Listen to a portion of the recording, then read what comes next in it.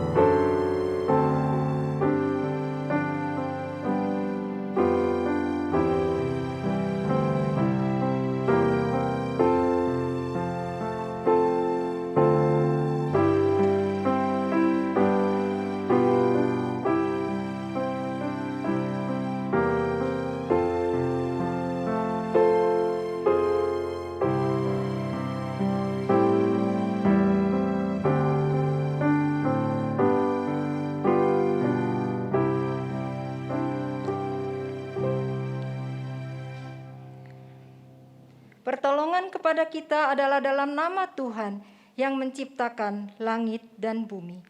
Kasih karunia, rahmat dan anugerah dari Allah Bapa, Allah Putra dan Allah Roh Kudus beserta dengan kita sekalian. Amin. Jemaat yang dikasihi oleh Tuhan, ketika Tuhan Yesus hendak naik ke surga, Tuhan mengatakan satu kalimat yang menegaskan bahwa segala kuasa di sorga dan di bumi ada padaku. Mari jemaat sekalian, mari saudara sekalian kita mengagungkan nama Tuhan.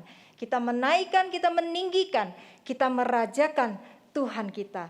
Dialah yang patut menerima segala hormat kita.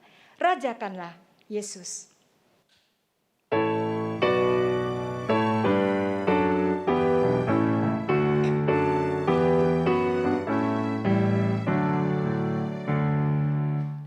Rajakanlah Yesus, domba di arasnya. Dengarlah suara pujian, kumandang di surga. Bangunlah jiwaku, bersama pujilah Tuhan yang mati bagiku, pujilah selamanya.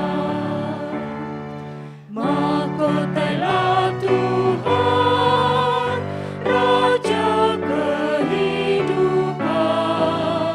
Sorakanlah kemenangan atas keselamatan.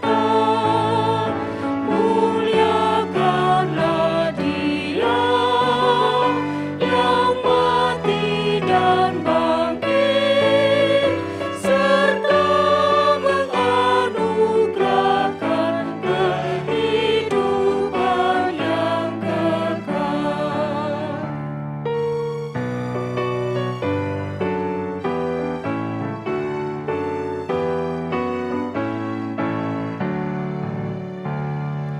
Mahkotailah Tuhan, Raja Maha Kasih.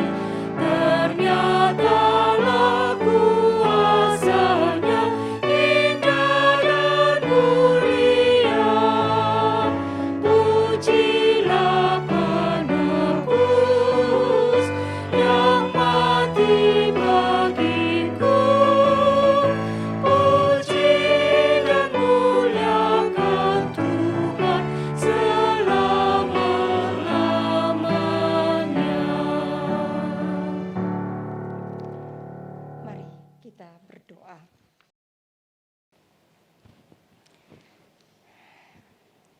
Bapa yang baik, Bapa yang memungkinkan ibadah ini terselenggara. Bapa yang membuka tangan lebar-lebar untuk kami datang beribadah kepada Tuhan. Kami mengucap syukur Tuhan, pagi hari ini masih ada kesempatan yang diberikan kepada kami untuk kami beribadah kepada Tuhan. Engkau Allah yang mengasihi kami, Engkau Allah yang menyertai kami, Engkau Allah yang selalu ada bersama kami. Engkau Allah yang bertahta di alam semesta ini, namun juga Allah yang bertahta di hati kami. Terima kasih Tuhan untuk waktu ibadah ini. Hadirlah di tengah-tengah kami. Ketika kami memuji Tuhan, ketika kami membaca firman-Mu, ketika kami merenungkannya, ketika kami dengaran akan nasihat Tuhan, hadirlah di tengah-tengah kami, ajarlah kami. Tuhan, kami orang berdosa. Kami tidak layak Tuhan. Acap kali kami mengecewakan hati Tuhan. Acap kali kami pun mengecewakan orang-orang yang ada di sekitar kami. Tuhan, acap kali kami tidak mengasihi. Acap kali kami hanya pandai dalam pikiran, dalam kata-kata kami. Tetapi dalam tindakan kami jauh dari apa yang kami harapkan. Kami jauh dari apa yang Tuhan harapkan. Tuhan, ampunilah kami, sucikanlah kami, layakkanlah kami. Terima kasih Tuhan untuk anugerah yang sedemikian besar yang Tuhan berikan kepada kami semua. Demikian kami berdoa. Demi nama Tuhan Yesus, Tuhan dan Juru Selamat kami yang hidup, kami sudah berdoa. Amin. Berita anugerah. Kepada mereka Allah mau memberitahukan betapa kaya dan mulianya rahasia itu di antara bangsa-bangsa lain, yaitu Kristus ada di tengah-tengah kamu, Kristus yang adalah pengharapan akan kemuliaan. Dialah yang kami beritakan apabila tiap-tiap orang kami nasihati dan tiap-tiap orang kami ajari dalam segala hikmat untuk memimpin tiap-tiap orang kepada kesempurnaan dalam Kristus. Saudaraku sekalian, anugerah terbesar yang diberikan kepada kita tidak berhenti pada keselamatan yang Tuhan karuniakan kepada kita, tapi berlanjut kita diberi hak istimewa untuk menerima pengajaran dari Tuhan, untuk menerima nasihat dari Tuhan, dan untuk menjadi murid-muridnya. Kita mendapatkan anugerah, kita mendapatkan kesempatan untuk bertumbuh menjadi semakin serupa dengan Kristus dan mencapai kesempurnaan di dalam karakter kita menyerupai Kristus. Bersama dengan murid Tuhan dan umat Tuhan di segala abad dan tempat, mari kita mengikrarkan pengakuan iman rasuli yang demikian bunyinya. Aku percaya kepada Allah, Bapa yang Maha Kuasa, Khalik langit dan bumi, dan kepada Yesus Kristus, anaknya yang tunggal Tuhan kita, yang dikandung dari Roh Kudus, lahir dari anak darah Maria, yang menderita sengsara di bawah pemerintahan Pontius Pilatus, disalibkan, mati dan dikuburkan, turun ke dalam kerajaan maut. Pada hari yang ketiga, bangkit pula dari antara orang mati, naik ke surga, duduk di sebelah kanan Allah, Bapa yang Maha Kuasa. Dan dari sana Ia akan datang untuk menghakimi orang yang hidup dan yang mati. Aku percaya kepada Roh Kudus, gereja yang kudus dan am, persekutuan orang kudus, pengampunan dosa, kebangkitan tubuh, dan hidup yang kekal. Amin. Jemaat, disilakan duduk. Apakah ciri nyata dari seorang murid Kristus? Tidak lain adalah kerinduan yang menggelora setiap hari, setiap saat untuk menceritakan kebaikan, perbuatan-perbuatan Tuhan, dan kasih setia Tuhan. Setiap hari, setiap waktu, setiap kesempatan akan menjadi saat yang berharga untuk membagikan kasih Tuhan.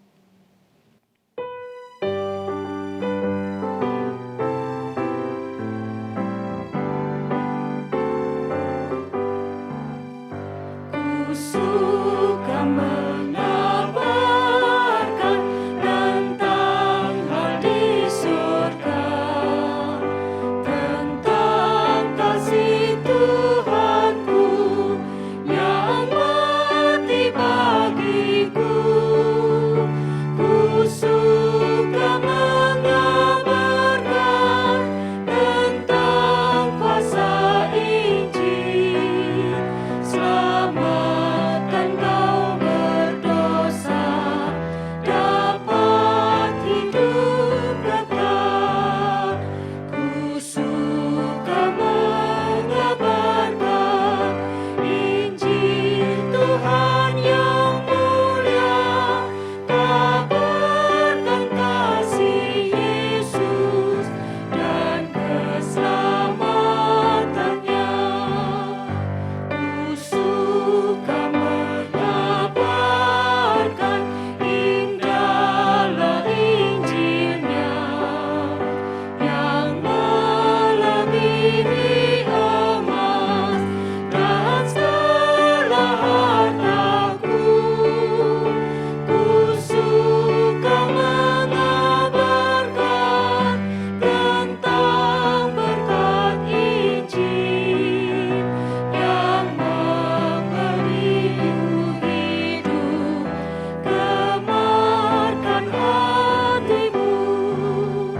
Ku suka mengabarkan Injil Tuhan yang mulia, kabarkan kasih Yesus dan keselamatannya.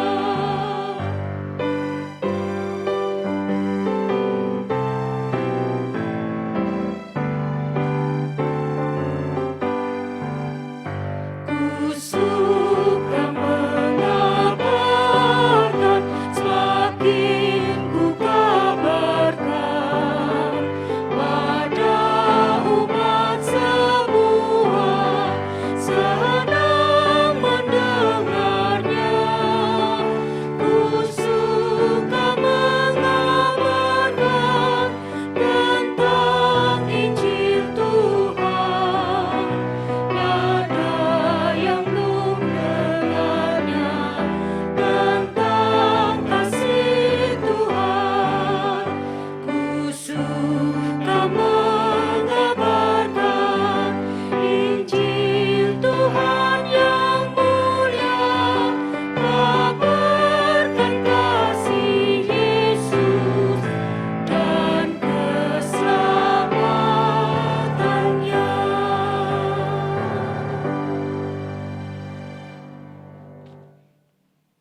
Jemaat yang dikasihi oleh Tuhan, Injil Matius pasal 9 mencatat sebuah pelayanan yang sangat indah yang Tuhan Yesus lakukan. Beliau berjalan berkeliling dari kota dan desa. Beliau mengajar di rumah-rumah ibadat. Beliau memberitakan Injil kerajaan sorga. Dan Tuhan menyembuhkan penyakit dan kelemahan banyak orang. Ketika Tuhan memandang mereka, tergeraklah hati Tuhan oleh belas kasihan, karena mereka lelah dan terlantar, seperti domba yang tidak bergembala. Saudaraku, orang-orang yang lelah dan terlantar masih ada, bahkan banyak di sekitar kita. Marilah sebagai murid Tuhan, kita memohon kepada Tuhan untuk memiliki hati seperti Tuhan, hati yang penuh dengan belas kasihan, hati yang mau menjangkau orang-orang yang lelah itu, dan hati yang mau mengajak mereka mengalami kasih Tuhan.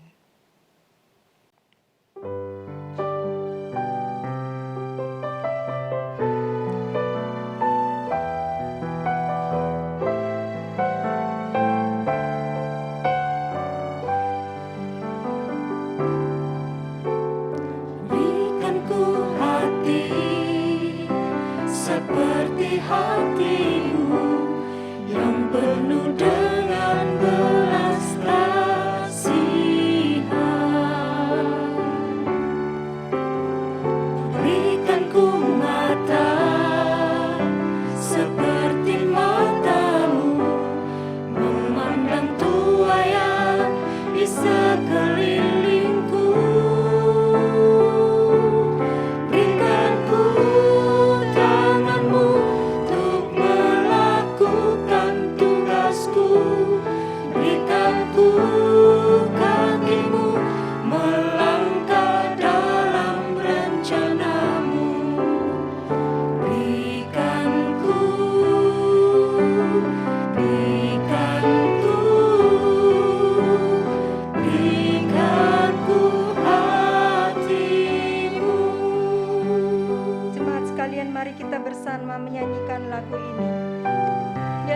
menjadi doa kita. Tuhan, berikanlah kami hati seperti Tuhan. Berikanlah kami kasih-Mu. Berikanlah kami kerelaan-Mu untuk kami Berikan ku hati memperhatikan mereka yang membutuhkan. seperti hati-Mu yang penuh dengan belas kasihan. Berikan ku mata seperti mata-Mu memandang tuaya di sekelilingku. Berikan ku tangan-Mu untuk melakukan tugasku. Berikan ku kaki-Mu melangkah dalam rencana-Mu. Berikan ku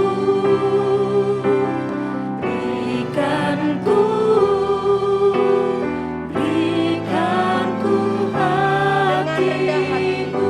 Mari sekali lagi kita minta kepada Tuhan, berikan ku Berikan hati ku hati seperti hati-Mu.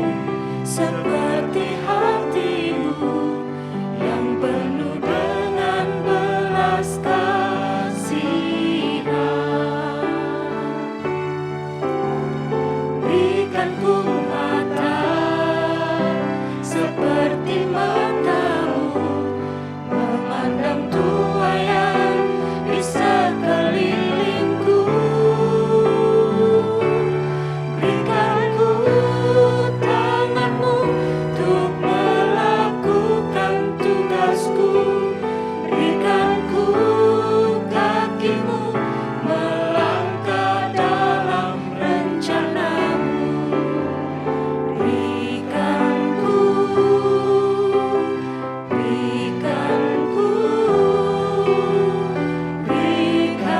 ku hati-Mu. Jemaat sekalian, kita akan menyiapkan diri untuk mendengarkan firman Tuhan. Mari kita tenangkan hati kita. Berdoalah kepada Tuhan. Katakan, Tuhan, berikanlah hati-Mu kepada hatiku. Berilah kami kerelaan untuk melayani, memuridkan, dan menjadi teladan. Seperti hati-Mu yang penuh dengan belas kasihan.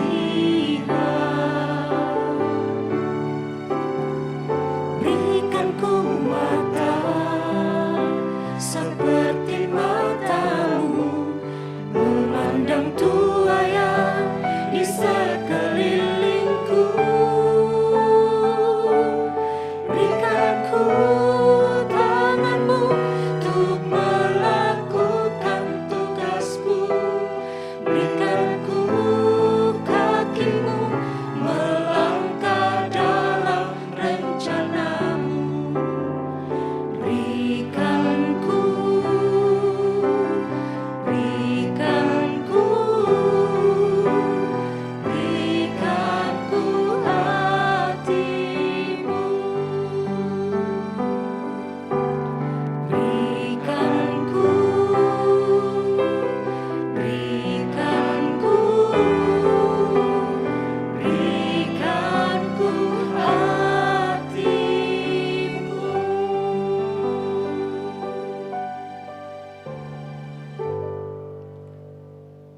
Kita akan mendengarkan firman Tuhan.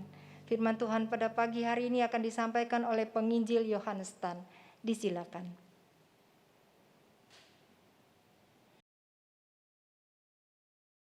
Shalom Ibu Bapak yang terkasih. Mari kita masuk ke dalam doa sebelum kita membaca dan merenungkan firman Tuhan. Kita berdoa. Bapa di sorga, terima kasih dalam situasi seperti sekarang ini. Kami tetap bisa beribadah kepada Tuhan. Kami sudah memuji, memuliakan Tuhan. Tiba waktunya bagi kami untuk membaca dan merenungkan firman Tuhan. Biarlah ya Tuhan hati kami Tuhan siapkan. Tuhan yang menata hati kami. Sehingga siap ditaburi oleh kebenaran firman Tuhan. Dan kami disiapkan oleh Allah Roh Kudus untuk menjadi pelaku firman dalam hidup kami. Berkati hamba-Mu yang terbatas dan penuh dengan kekurangan. supaya dapat dipakai oleh Tuhan menjadi saluran berkat. Berbicaralah Engkau ya Allah, demi nama Yesus kami berdoa bersama. Amin. Salam damai sejahtera bagi Anda sekalian dimanapun berada, yang mengikuti kebaktian hari ini, baik melalui Malang TV atau YouTube channel GKKK Malang, di tengah-tengah masa pandemi yang begini berat. Oleh kemurahan Tuhan, kita masih dapat beribadah bersama, walaupun secara online. Kita bersyukur pada Tuhan yang telah memimpin GKKK Malang sampai sekarang ini. Sehingga gereja kita masih dapat menjadi berkat bagi jemaat, menjadi berkat bagi masyarakat di sekitar. Pada minggu depan, kita akan memperingati dan merayakan ulang tahun gereja kita yang ke-54. Pada kesempatan ini, sementara menyongsong HUT gereja, sambil bersyukur menghitung berkat-berkat Tuhan, kita mau memikirkan sesuatu yang sangat fundamental bagi keberadaan gereja kita, yaitu tujuan.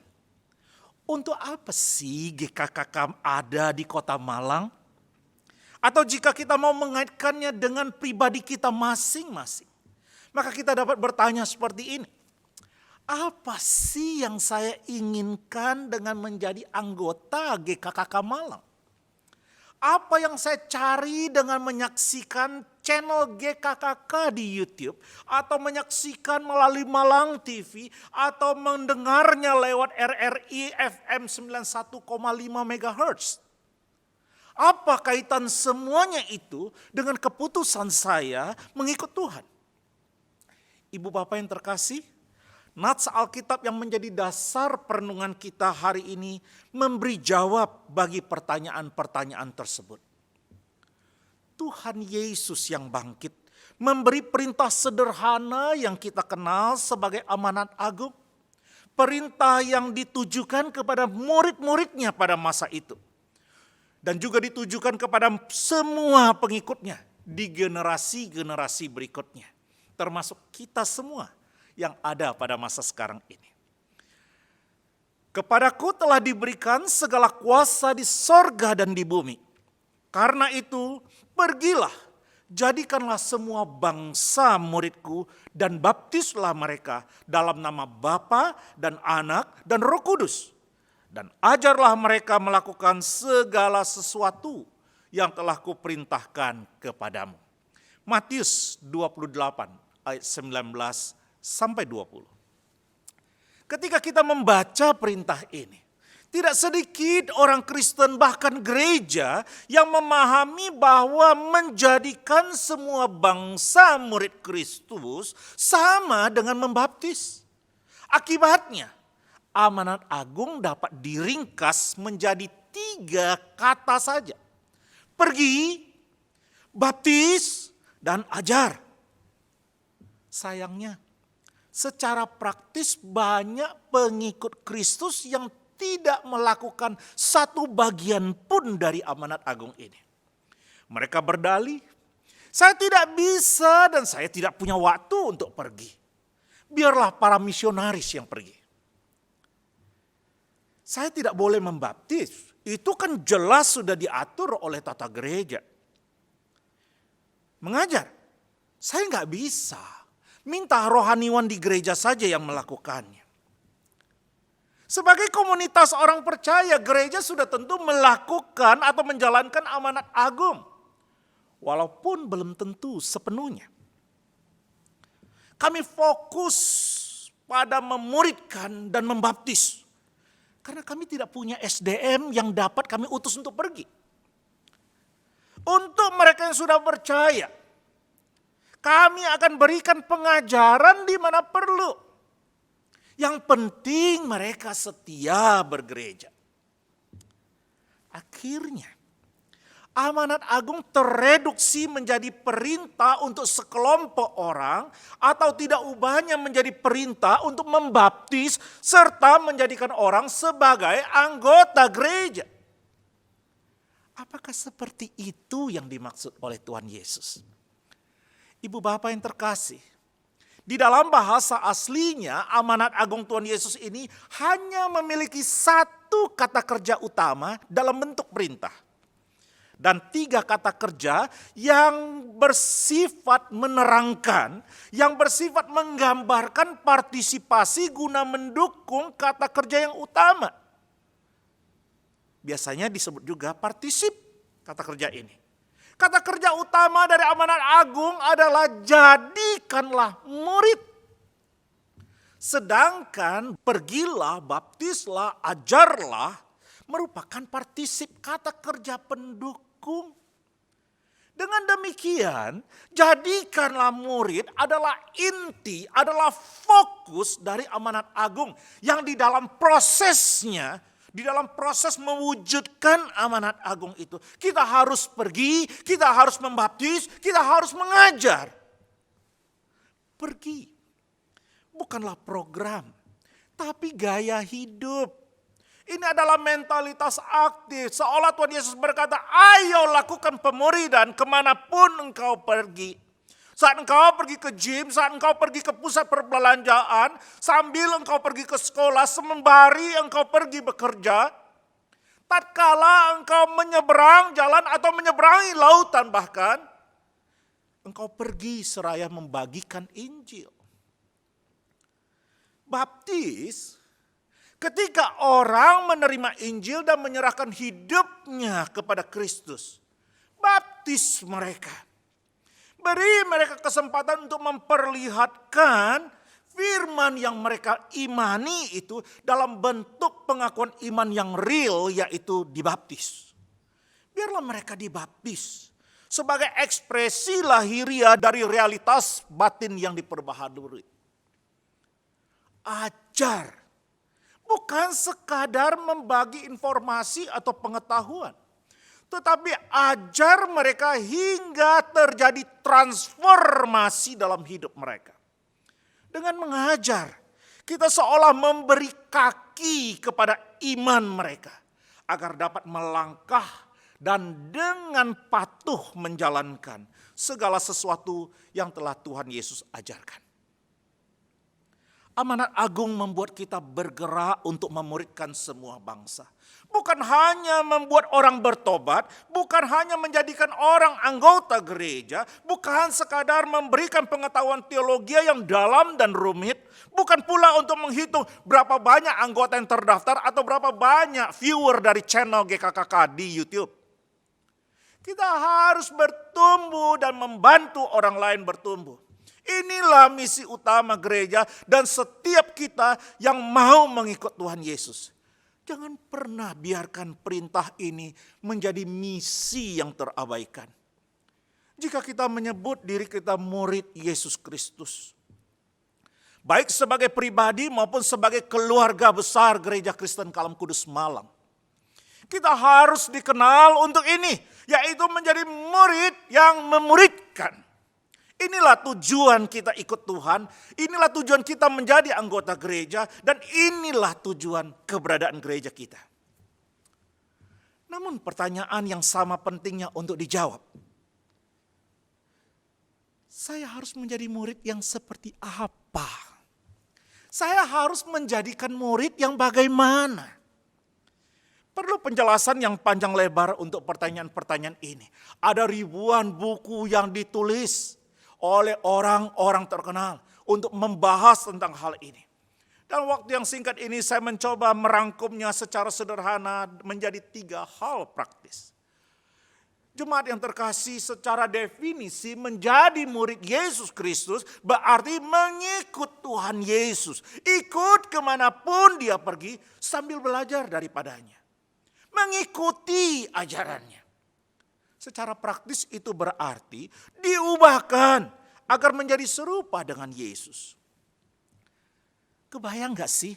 Seandainya Tuhan Yesus berjalan mendekati Petrus, Andreas, dan para murid lainnya pada masa itu dan berkata kepada mereka, kalian mau gak mengikut aku dan menjadi muridku? Jangan khawatir, aku tidak akan menyusahkan kalian. Aku tidak akan menuntut kalian untuk melakukan apa yang aku lakukan. Aku tidak akan memaksa kalian untuk mengubah gaya hidup kalian.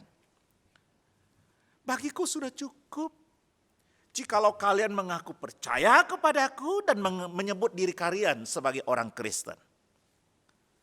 Sudah tentu Tuhan Yesus tidak melakukan seperti itu, bukan? Dia mau kita menjadi serupa dengan Dia. Dia mau kita menjadi sama seperti Bapa.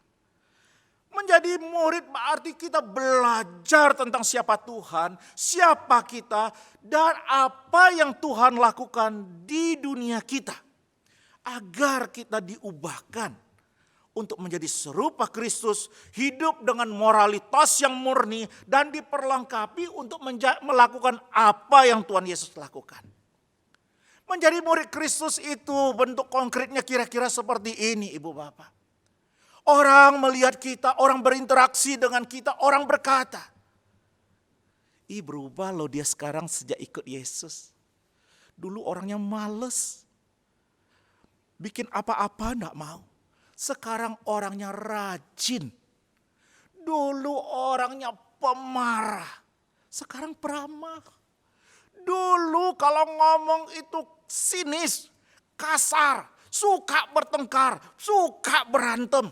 Sekarang ini bahasanya, tutur katanya halus, sopan, tidak melukai orang. Dia sabar, dia menghindari pertengkaran. Dulu ngomongannya itu perilakunya cabul, tapi sekarang tindak tanduknya sopan. Dulu bisnisnya itu tidak peduli orang lain, yang penting untung. Sikat kiri kanan, sikut siapa saja, yang penting untuk aku. Sekarang bukan saja dia peduli kepada orang, dia berbisnis dengan baik, dengan jujur, dan dia membantu orang lain. Wow, dia berubah. Bagus loh sejak dia jadi orang Kristen. Itu menjadi murid, Ibu Bapak. Menjadi murid secara praktis berarti menjadikan Yesus sebagai prioritas nomor 1 dengan menempatkan Yesus di atas segalanya. Tuhan Yesus berkata, "Tidak seorang pun dari kalian dapat menjadi pengikutku kalau tidak mengorbankan segala-galanya." Lukas 14 ayat 33, Alkitab Bahasa Indonesia Sehari-hari. Itu berarti menjadikan Tuhan Yesus lebih penting dibanding keluarga, dibanding bisnis, dibanding pekerjaan, dibanding kesenangan, dibanding keinginan, dibanding ambisi pribadi, dibanding hubungan sosial yang ada. Wow, apakah Tuhan tidak ingin kita mencintai dan merawat keluarga kita, menjalankan bisnis, karir, dan tanggung jawab lainnya? Jangan salah mengerti, jemaat sekalian. Bukan itu maksudnya. Kira-kira kurang lebih seperti ini. Kalau dulu kita, sebelum kita benar-benar jadi murid, sebelum benar-benar kita memprioritaskan Tuhan. Kalau kita hobinya mancing misalnya, hari Minggu itu adalah hari menyalurkan kesenangan. Pagi-pagi kita bangun, kita sudah siapkan segala sesuatu dan pergi memancing seharian. Maka sejak menjadi murid, pagi-pagi sebelum kita membereskan segala sesuatu dan pergi mancing, kita bisa berkata dan melakukan, Tuhan nomor 1, beribadah dulu pada Tuhan, baru menyalurkan hobi. Kalau sebelumnya mungkin sebagai family man, kita pergi ke sana, kita pergi ke tempat-tempat tertentu untuk membawa keluarga berlibur bersama pada hari Minggu. Sekarang sudah tentu tidak bisa karena masalah PPKM. Tapi mungkin kita bisa membuat kegiatan-kegiatan lainnya di rumah dan kita beraktivitas sepanjang hari dengan keluarga. Tetapi ketika kita menjadi murid, kita tetap melakukannya. Tapi dengan mengingatkan, kita belum beribadah. Kita harus beribadah dulu kepada Tuhan. Nanti sesudah itu kita main. Nanti sesudah itu kita menonton. Nanti sesudah itu kita beraktivitas. Nanti sesudah itu baru kita berpergian ke sana dan kemari.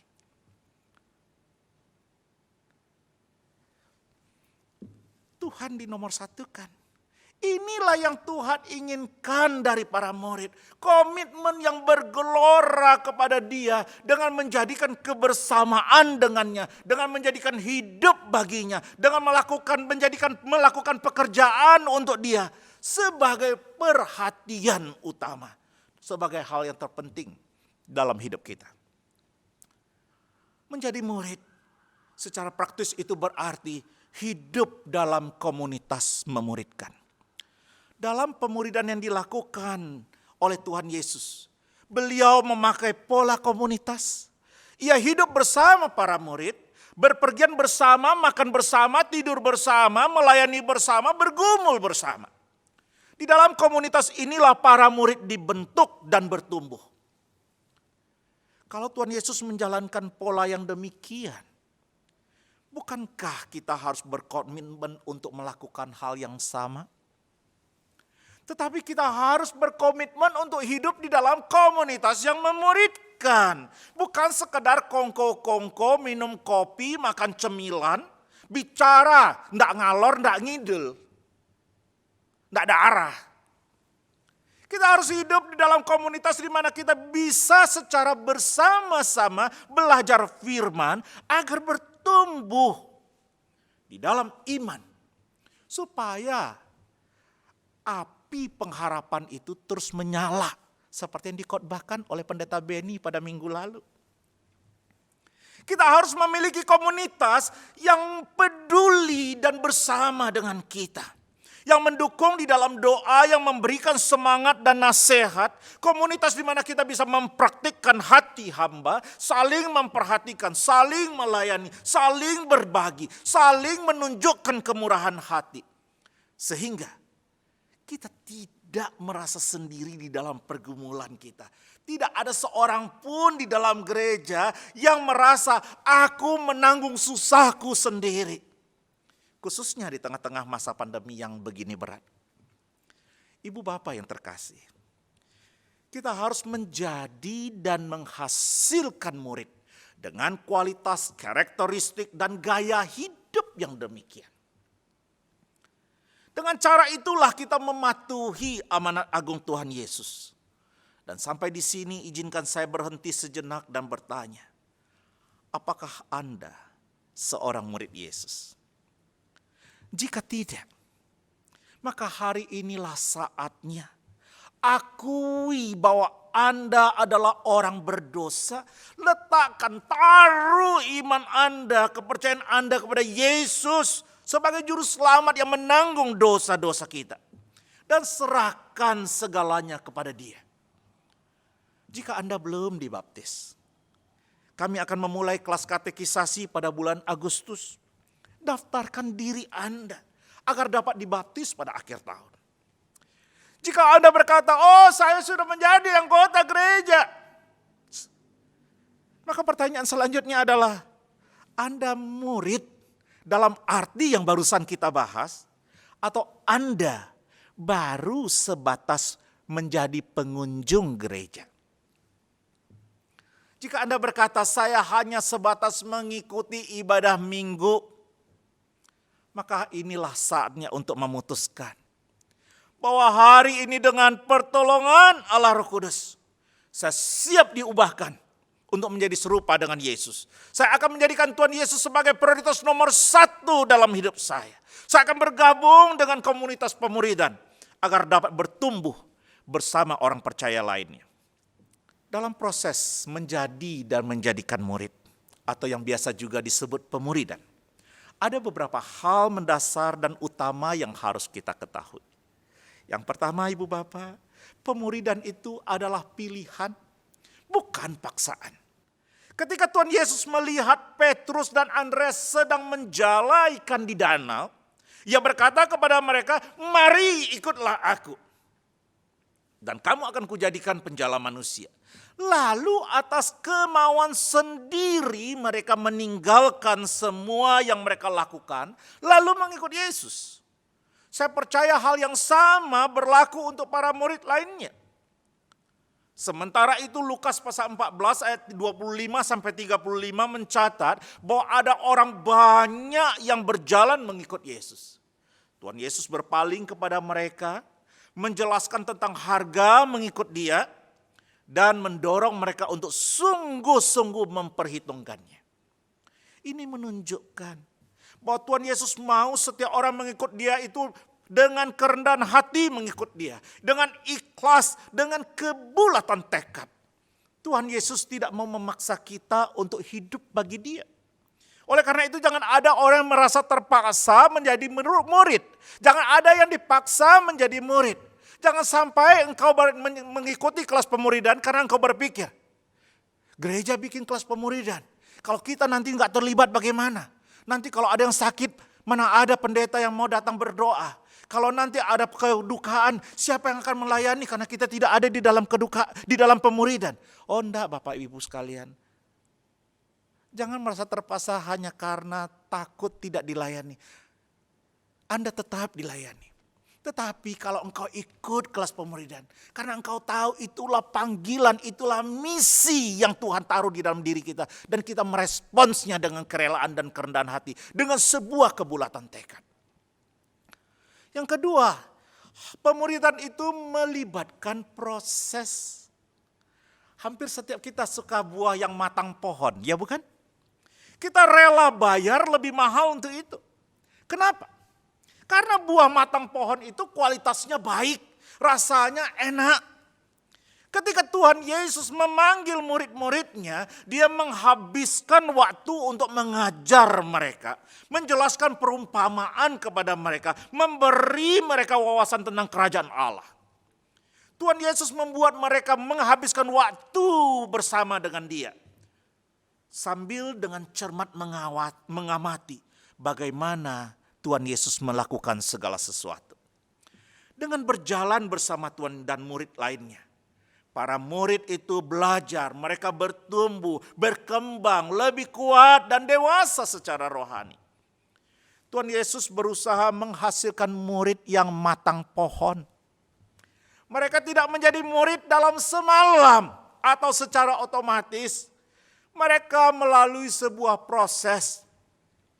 Tapi itu kan terlalu lama, makan waktu. Kami nggak punya waktu. Kami mau yang cepat aja deh. Mending bikin seri khotbah atau seminar dengan topik menarik dan pembicara yang ciamik. Kami pasti ikut. Pasti banyak yang mau ikut. Gereja kita pasti jadi oke. Pemikiran seperti ini tidak ubahnya seperti mengkarbit buah. Supaya cepat matang. Bila dilihat dari penghematan waktu, hal ini sangat baik tentunya. Karena mengurangi masa tunggu. Tetapi jikalau yang menjadi pertimbangan adalah kualitas. Kita semua tahu bahwa mengkarbit memberikan hasil yang kurang atau bahkan tidak berkualitas. Saya percaya inilah alasan di balik adanya orang-orang yang berpaling meninggalkan Tuhan ketika ada tantangan dan pencobaan. Saya percaya inilah alasan yang menghasilkan orang-orang Kristen GSM. Orang-orang Kristen yang di dalam rumah tangganya ketika goyah sedikit mundur. Orang-orang yang di dalam bisnisnya, di dalam pekerjaannya goyang sedikit mundur. Orang-orang Kristen yang di dalam pelayanannya, di dalam interaksinya bersama-sama melayani Tuhan di gereja. Punya gejolak sedikit mundur. Orang Kristen GSM. Inilah alasan di balik kenapa ada orang-orang yang aktif beribadah, aktif melayani.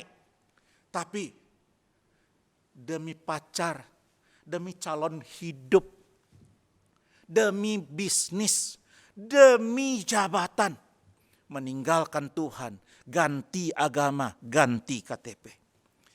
Mereka tidak memiliki akar. Mereka mungkin punya pengetahuan Alkitab dan teologi, tetapi lemah secara iman. Ingat, Tuhan Yesus menjadikan murid, bukan mengkarbit murid. Pemuridan bukanlah proses pematangan yang ekspres. Ini adalah proses jangka panjang, bahkan bisa jadi seumur hidup. Mari jalani prosesnya. Jangan jadi dan jangan menjadi murid karbitan. Yang ketiga, pemuridan melampaui sekat-sekat pemisah. Bentuk pemuridan Tuhan Yesus itu melampaui batas-batas etnis, gender, status sosial, pandangan politik, dan agama bahkan. Dalam amanat agung, pemuridan itu memuncak hingga melampaui batas bangsa. Injil untuk semua orang. guna membentuk sebuah komunitas iman yang baru yang disebut gereja. Setiap orang dikasihi, setiap orang diterima dan sangat berharga bagi Tuhan. Masing-masingnya penting bagi Tuhan dan memiliki peran tersendiri di dalam agenda Tuhan. Kiranya Allah beranugerah dan membantu kita untuk hidup melampaui sekat-sekat kesukuan, sekat-sekat status sosial, favoritisme, prasangka, atau diskriminasi. Sehingga kita dapat menjangkau, sehingga kita dapat memuridkan semua jenis orang dengan lebih baik. Jika kita dapat mengasihi semua bangsa, jikalau kita dapat mengasihi semua jenis orang, kita adalah murid sejati Kristus. Yang keempat, pemuridan didasarkan pada ajaran Tuhan. Yesus berkata, ajarlah mereka melakukan segala sesuatu yang telah kuperintahkan kepadamu. Intinya adalah berikan seluruh kebenaran Injil, bukan setengah, bukan sebagian-sebagian. Jangan terlalu condong ke sisi manapun dari Injil. Jangan hanya terpaku pada berkat, terobosan, dan mujizat. Tetapi lupa bahwa ada tempat untuk menghormati Tuhan dan hidup untuk menyenangkan Dia. Ajarkan semuanya. Ajarkan tentang akhir zaman, tentang sorga. Tapi jangan lupa, ajarkan juga ada bumi untuk kita hidup menjadi garam dan terang dunia. Gunakan semua kitab suci yang diilhamkan Allah untuk menegur, untuk mengoreksi, untuk mengajar, untuk melatih dan menumbuhkan orang di dalam kebenaran. Berilah orang-orang makanan rohani yang sehat dan seimbang dari firman Allah yang akan membantu mereka bertumbuh dalam setiap bidang kehidupan. Bertumbuh menjadi murid, bertumbuh sampai pada ukuran kepenuhan Kristus. Yang terakhir, pemuridan itu bergantung pada kehadiran Yesus. Orang-orang yang tidak melakukan pemuridan seringkali beralasan, saya tidak punya pengalaman yang memadai tentang pemuridan. Saya ini orangnya introvert, saya ini orangnya ekstrovert. Kepribadian saya tidak pas untuk berbagian di dalam pemuridan. Bagaimana kalau orang lain tahu saya punya kelemahan atau kekurangan? Kabar baiknya adalah misi ini tidak didasarkan kepada siapa kita dan apa yang bisa kita lakukan. Misi ini didasarkan pada siapa Yesus dan apa yang dapat Dia lakukan di dalam dan melalui hidup kita. Ia berjanji untuk memberdayakan kita. Memungkinkan kita untuk melakukan apa yang Dia tugaskan untuk kita lakukan. James Montgomery Boyce, seorang hamba Tuhan, seorang ahli teologi yang menulis demikian. Kita telah diberi tugas yang sangat besar. Tetapi kita tidak perlu mengusahakannya dengan kekuatan sendiri. Kita memiliki Tuhan yang bekerja di dalam diri kita serta janjinya untuk menyertai kita sampai akhir saat kita mematuhi amanat agung. Mari alami kuasa hadiratnya bersama kita sembari menantikan penggenapan janji kedatangannya kembali. Kiranya perenungan hari ini dapat membantu kita untuk memahami pentingnya menjadi murid yang memuridkan. Sekaligus mempersiapkan hati kita untuk ibadah dan perayaan HUT pada minggu depan. Di mana Pendeta Hendra, gembala sidang kita, akan berkhotbah dan membagikan tentang arah dan bentuk pelayanan gereja kita 10 tahun mendatang. Amin. Mari kita masuk ke dalam doa. Terima kasih ya Tuhan untuk firman-Mu yang kami baca, yang kami renungkan. Ajar kami mengerti, ajar kami untuk menyadari sepenuhnya bahwa kami ada untuk menjadi murid, bahwa kami ada untuk memuridkan orang lain. Inilah panggilan kami, inilah panggilan gereja. Bantu kami dengan sungguh-sungguh terlibat di dalamnya. Tuhan, ingatkan kami supaya kami memperhatikan segala karakter, segala kualitas, segala pola hidup murid yang harus kami miliki dan yang harus kami bagikan. Tuhan tolong kami. Terima kasih, kiranya kami dibantu oleh Tuhan menjadi pelaku firman. Biarlah kami boleh dikenal sebagai murid yang memuridkan. Terpuji nama Tuhan. Demi nama Yesus kami berdoa bersama. Amin. Jemaat sekalian, kita bersyukur untuk firman Tuhan yang telah kita dengar, dan marilah kita sama-sama berdoa menaikkan syafaat bagi bangsa dan negara kita, karena akhir-akhir ini kita telah mendengar bunyi sirene ambulans yang tiada berhenti. Kemudian kita bisa mendapati juga banyak rumah-rumah sakit yang mengalami kesulitan untuk menerima pasien COVID lagi, dan kehabisan tabung oksigen melanda di berbagai kota. Kita berdoa supaya Tuhan boleh beranugerah bagi bangsa dan negara kita. Mari kita berdoa. Bapa dalam kerajaan surga, kami bersehati pada pagi hari ini berdoa bersama-sama ya Tuhan bagi bangsa yang kami cintai, yaitu bangsa Indonesia. Kami menyadari bahwa situasi yang ada saat ini sangat memprihatinkan. Kami berdoa untuk kenaikan angka COVID yang tinggi yang dialami berbagai daerah, dan kami juga melihat berbagai macam rumah sakit mengalami kesulitan untuk menerima pasien-pasien COVID lagi. Kami juga melihat berbagai hal lainnya, yaitu kelangkaan tabung oksigen. Kami juga melihat kelangkaan mulai langka akan vitamin-vitamin dan obat yang dibutuhkan untuk mengobati, mengatasi COVID ini. Ya Tuhan, kami berdoa supaya pemerintah melakukan berbagai tindakan yang cepat, yang tanggap untuk bisa mengantisipasi dan mengatasi berbagai kondisi yang ada di bangsa dan negara kami ini. Kami juga berdoa Tuhan khususnya untuk di Kota Malang Tuhan. Kami melihat berbagai rumah sakit juga pasien COVID harus ngantri untuk masuk ke rumah sakit. Kami juga melihat ada anggota-anggota keluarga yang kemudian akhirnya meninggal karena tidak mendapatkan perawatan di rumah sakit. Kami melihat berbagai macam kenyataan yang ada, sungguh membuat hati kami sedih dan berduka ya Tuhan. Kami terus berdoa memohon anugerah dari Tuhan bagi bangsa negara kami. Anugerah dari Tuhan bagi pemerintah Kota Malang Tuhan. Kiranya pemerintah dapat melakukan tindakan-tindakan yang cepat dan yang baik untuk bisa mengatasi berbagai kondisi keadaan ini supaya tidak semakin memburuk di waktu yang akan datang. Ya Tuhan, kami juga berdoa untuk BMGK yang terus mengalami kesulitan di rumah sakit lapangan.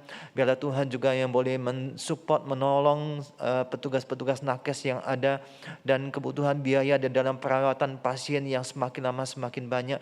Biarlah Tuhan yang boleh terus memberikan hikmat kepada BMGK dan juga nakes yang bekerja di sana.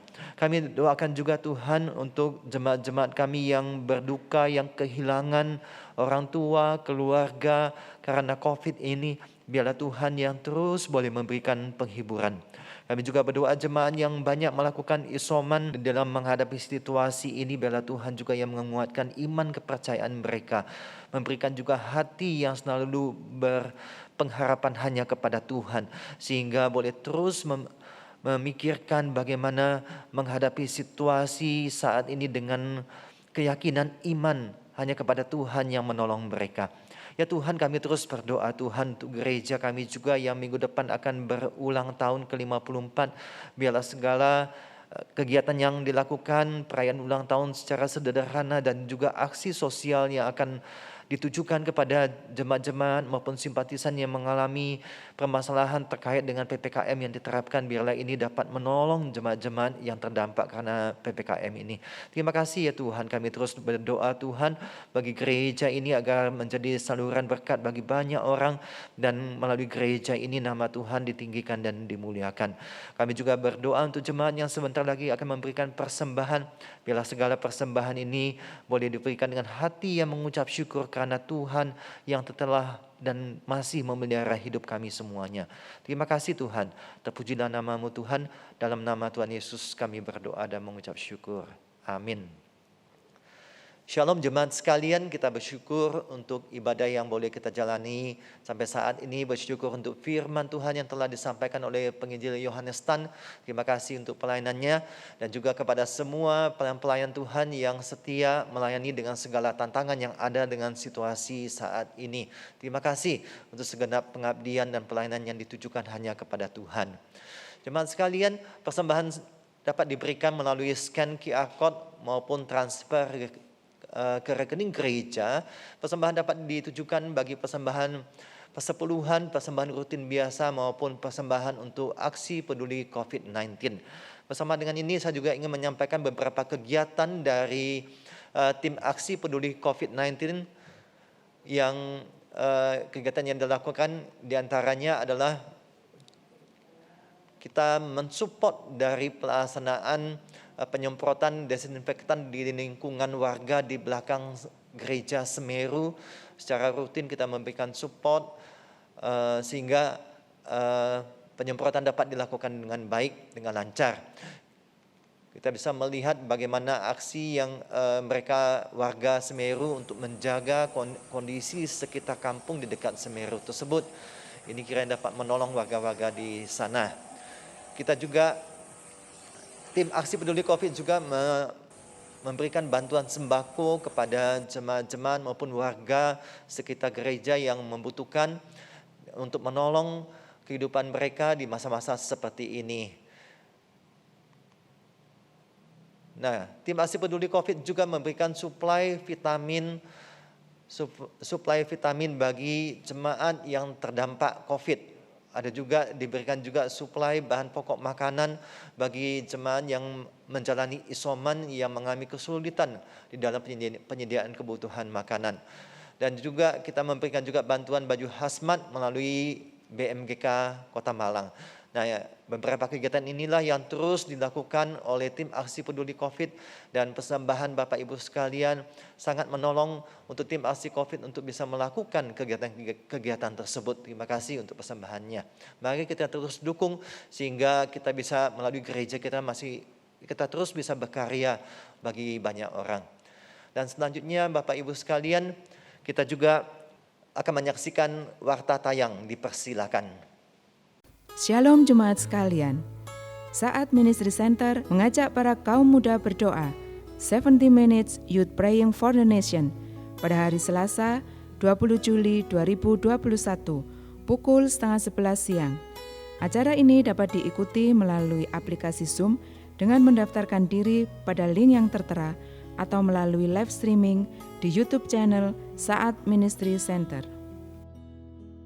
Majelis Jemaat membuka kembali kelas katekisasi pranikah bagi jemaat yang akan menikah pada bulan Januari sampai dengan Juni 2022. Kelas akan diadakan pada bulan Juli sampai dengan Desember 2021 dan akan dimulai pada tanggal 1 Agustus 2021 melalui aplikasi Zoom. Untuk pendaftaran dan informasi lebih lanjut, dapat menghubungi Tata Usaha GKKK Malang. Majelis Jemaat GKKK Malang akan melaksanakan pemberkatan nikah gerejawi bagi Saudara Daniel Effendi dengan Saudari Salsa Atika Pratama pada hari Sabtu 7 Agustus 2021 pukul 10 pagi bertempat di Jalan Semeru 30 Malang. Saudara Yohanes Setiawan Santoso dengan Saudari Febe Kristiani pada hari Sabtu 11 September 2021 bertempat di Jalan Semeru 30 Malang. Mohon dukungan doa untuk persiapan pemberkatan nikah tersebut. Bagus gak? Bagus. Hey. Iya. Hello. Aku ngomong sama siapa ini? Enggak mau keluar kamu. Aduh mama, di rumah ini kok banyak sekali sih aturannya. Udah. Saya mendapatkan sebuah quote yang berbunyi, menikah itu mudah, tetapi membangun pernikahan itu sulit. Dari skit atau drama tadi yang kita lihat, mungkin ada di antara kita yang pernah mengalaminya. Timbul satu pertanyaan dalam diri kita, bagaimana caranya membangun pernikahan yang harmonis, yang sehat dan yang bertumbuh? Temukan jawabannya dalam webinar yang akan kita adakan pada hari Kamis tanggal 22 Juli jam 7 malam. Webinar ini diadakan secara online dan diadakan khusus untuk pasangan-pasangan muda yang usia pernikahannya di bawah 5 tahun. Karena itu teman-teman, saya mengundang, silakan daftarkan diri saudara bersama dengan pasangan saudara dengan menghubungi tata usaha gereja kita atau dengan menghubungi nomor-nomor berikut ini.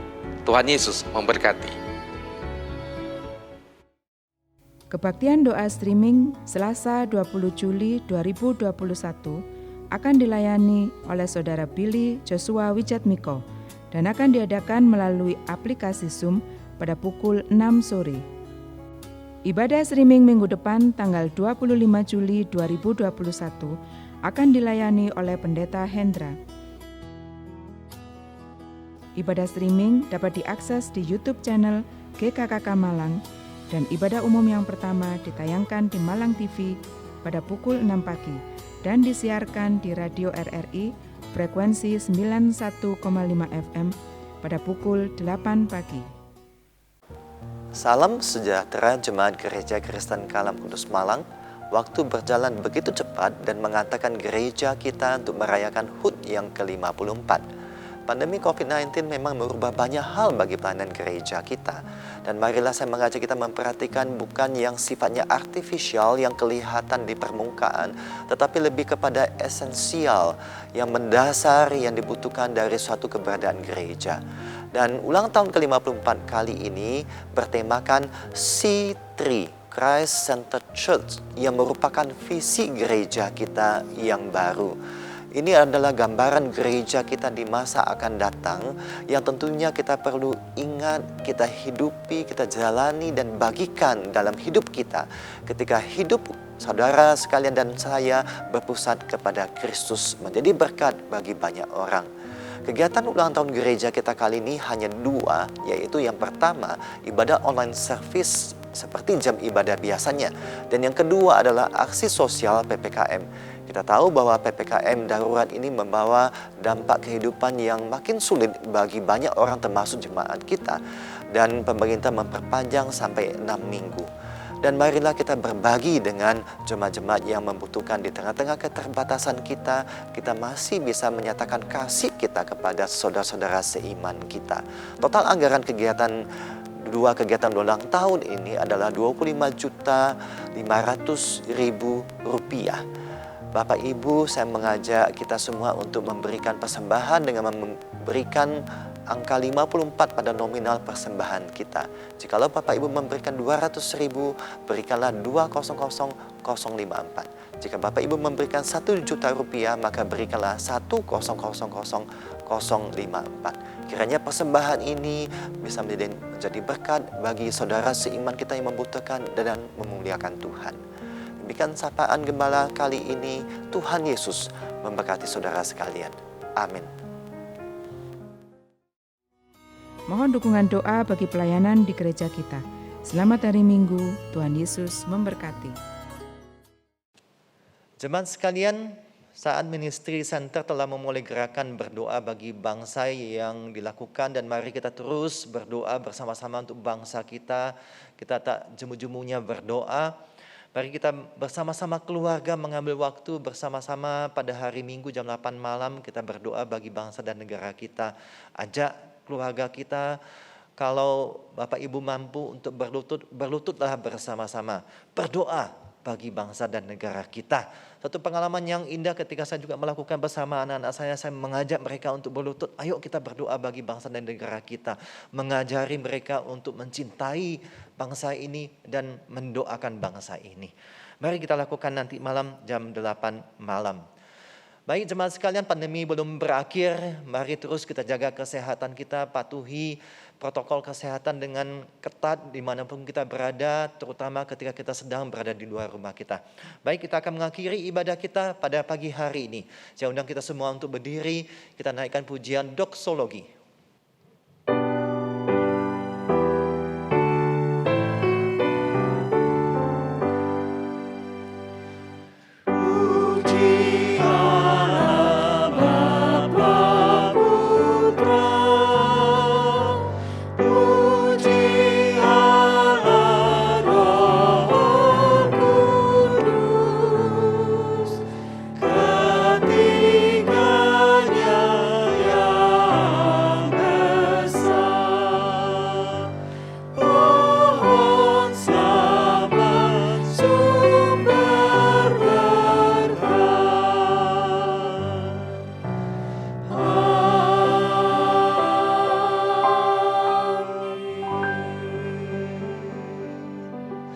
Jemaat yang dikasihi oleh Tuhan dan mengasihi Tuhan, arahkanlah mata hati dan pikiran kita kepada Tuhan dan terimalah berkat dari Tuhan. Kasih sayang sempurna dari Allah Bapa, anugerah pendamaian dan keselamatan dari Tuhan Yesus Kristus, pertolongan, penghiburan, kekuatan dari Allah Roh Kudus menyertai saudara sekalian dari sekarang sampai selama-lamanya. Amin.